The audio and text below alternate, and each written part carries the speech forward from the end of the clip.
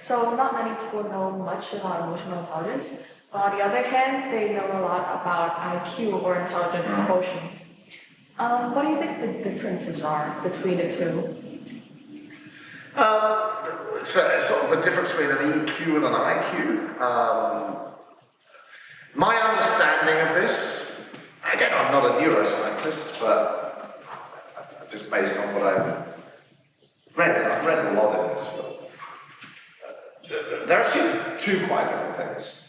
You see, you can have someone with a profoundly high IQ, who's deeply intelligent, who has wonderful, for example, logic, and working out patterns, and working out mathematical stuff, and reasoning and so on.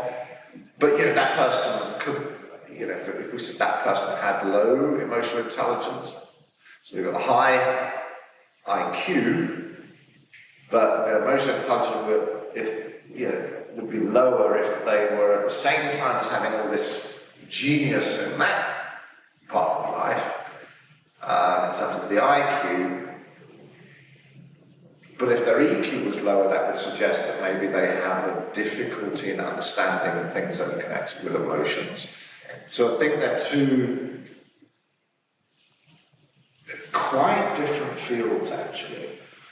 I would say someone who is emotionally intelligent would display traits of the ability to understand other people, the ability to empathize, the ability to listen, the ability to respond in a way that kind of is useful, to be able to help themselves and others to channel their feelings, to understand their feelings, to maybe sort of turn those feelings into something positive, who has a deep understanding of, where feelings come from. So you're feeling sad.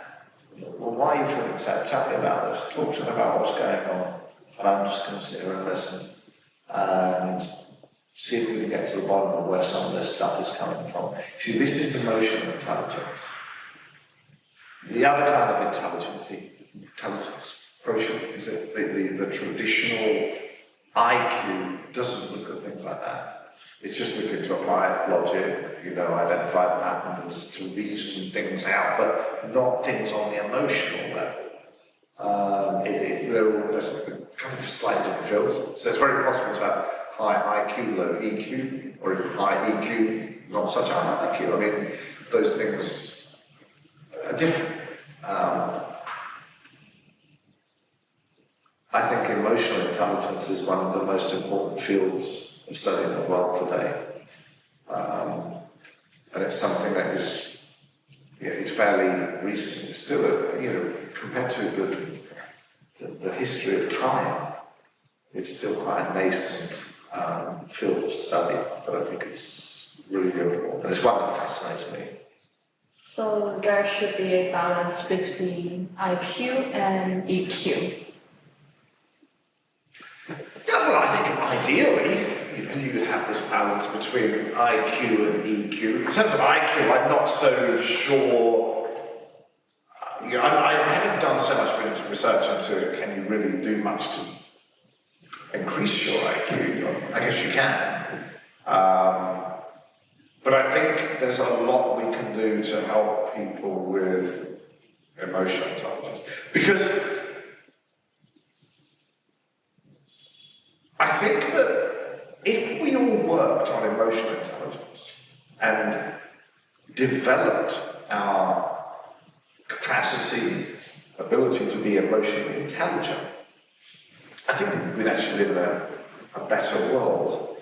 I think this would be a nicer planet to exist on. Which is why I spend a lot of my time looking into things like emotional intelligence.